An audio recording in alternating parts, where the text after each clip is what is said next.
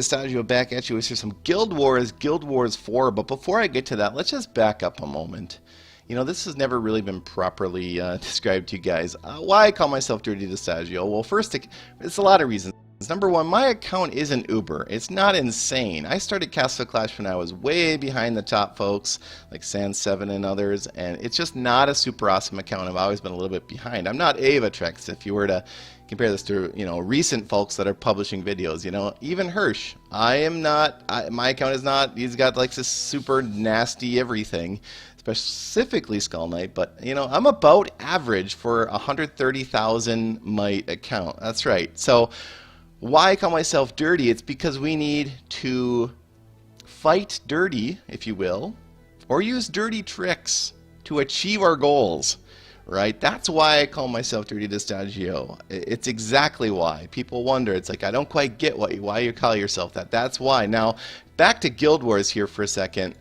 Guild Wars, what's the goal? Now, for me, now this might not be the case for you, but it probably is. Not everyone can be first place in the guild. Right? It's just obvious. You can't. You know, so that's not my goal. I can't be, in fact. I got other people in the TheBroCode that are way better than me.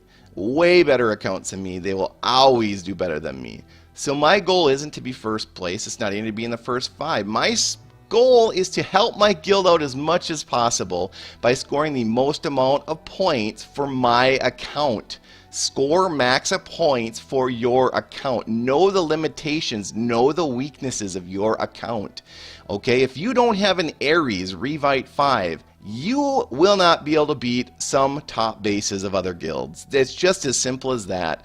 There are certain heroes with certain combinations of things that you just won't have. And so you need to score 100%. And if you can't 100% that base, which I haven't done actually yet, in any Guild Wars, so I'm looking forward to doing it today. If you can't 100% it, scout more. Find a weaker base. You have to 100% it to get the most points possible for your account.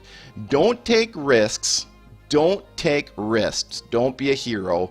When in doubt, scout. That's it. You got to do this. Scout 3 times as much as you normally do, and I guarantee you, you will get max points if you're anything like me and need to fight dirty and need to use dirty tricks. All right, 2 minutes of talking means we must go battle something right now.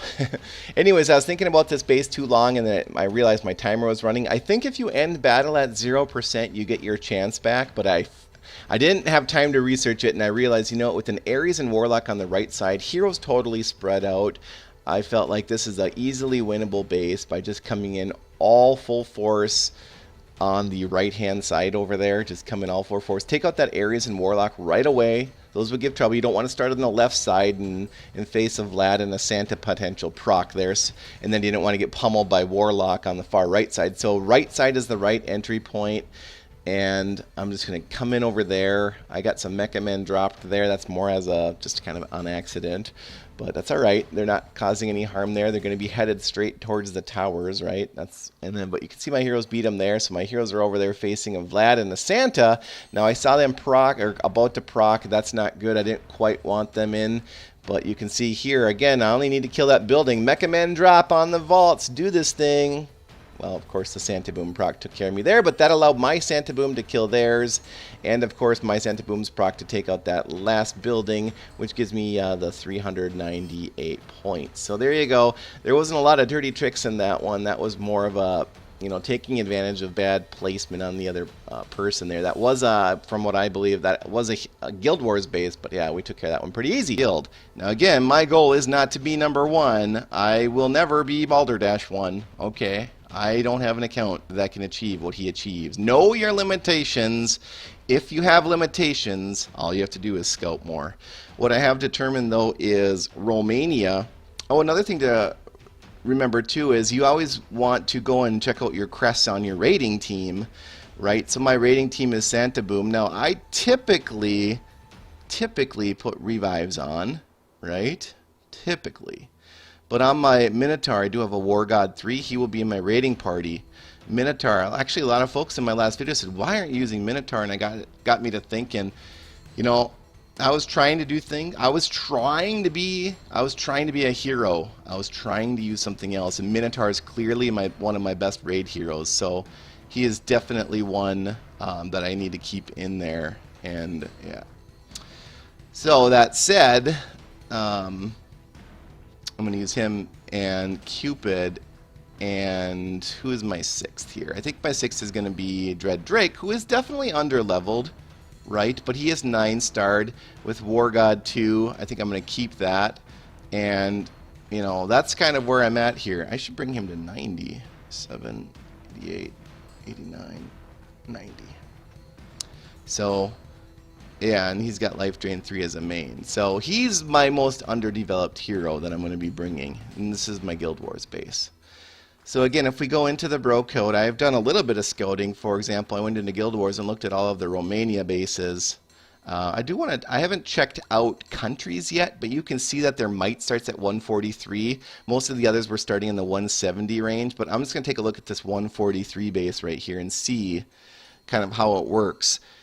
So if heroes are clumped in the middle together there like that, in my opinion, that makes the base a little bit easier than if they're more spread out. Okay, and here is simply a Here Be Monsters base. When you have your buildings out far out like that, that means my team can have a lot of momentum coming in. However, he does have a Vlad Dracula with what appears to be a Revite 5 there, so that's going to be a tricky account. Also, I just noticed, and you'll notice this when you come in, if you only have one hero down here, that means you got to revive. And here is a really good base, a perfect base to hit actually if you have an account like mine looking for a weak enemy. That's Rene 2. So I'm going to remember that 141 Rene 2 in countries. I'm actually writing this down, pen and paper. And sometimes if your guild has a really good method of scouting, so be sure to leverage any functions that your guild is doing for you. So I'm going to exit out of there because I got to go revive. My heroes died in that first raid where I did 100% it, but I lost a few in the process. And these mecha men actually came in handy. I'm not going to hire more mecha men, but I'm going to hire more ornithopters. And I'm going to make sure all my mecha men are capped out. I've been experimenting with troops, and I've been nice thing and the bad thing about mecha men is they path around. But if you use them towards the end, right, you use them towards the end after walls are busted in, they can become a pretty big force to deal with, right? You got to remember, though, that they do have tower priority, so if you don't have some towers up, you got to consider those towers because they're going to walk all the way around stuff and die if you don't do this exactly right. All right, now we're ready to go. We're going to go to Romania because what I discovered in scouting, again, scout, scouting Romania, they had a 158 base. One of their top bases didn't have a Guild Wars. Now, looking at the top base, near 200,000 might, you kind of see how they have their heroes spread out. They got Warlock. I mean, that's going to be a tough one to beat, I think, for my account. Harpy Queen, they got those range attacks. Dread Drake. That is exactly, you don't fall into the trap of trying to beat that base if you don't think you have a good chance of doing it. I don't have a good chance of doing it, just like I don't have a good chance of doing this base, this way spread out base. But this 158 base right here forgot to set up. And look at this, they just have a Spirit Mage on there. These are the bases, these are those dirty tricks. This is that dirty trick I was talking about earlier. This is what you use. Now I could probably just come in anywhere. I could really beat this base in any way, but I'm going to do it this way. There is almost no way I can lose this. I mean, to make the risk be zero, all I need to do is this, right? I mean, all I need to do is take out Spirit Mage, which is pretty easy. So that is the most easiest, ridiculous 419 points you will ever get in Guild Wars. What we just did right there is what I would consider to be dirty. Okay, people ask me why I'm dirty Distaggio. That's why I'm dirty Distaggio. Now, in another base, so the rest of these bases looked pretty good on the first page anyways of Romania. I don't feel comfortable enough. I want to 100%. I want to put my advice into motion. I do not want to not 100% any base. I want 100% everything today. And here is another example. Now they do have tons of heroes in the middle there, right? And there is a Dread Drake there, so I might be taking some damage here in this strategy. And you can see I actually lost my Dread Drake. Okay, I forgot. Again, gotta make sure. That's one way you can just super easily lose, is by not reviving someone before you go in. Again, we're going to GG Golden Guard 147 base right here. Right? And this is the base that we're gonna try to hit up here. Now, what I'm doing is I'm gonna put in Dread Drake here, and I'm gonna put in Pumpkin Duke the Minotaur, because I want. Oh, he went off before. That's okay. You can see Dread Drake's gonna start his Dread Drake's gonna start tossing, but you don't. He's not a super powerful. You know. He's not super powerful attack compared to some of the other options here. Let's see, there's no towers in there, so my Mecha Men are probably going to confuse him a little bit.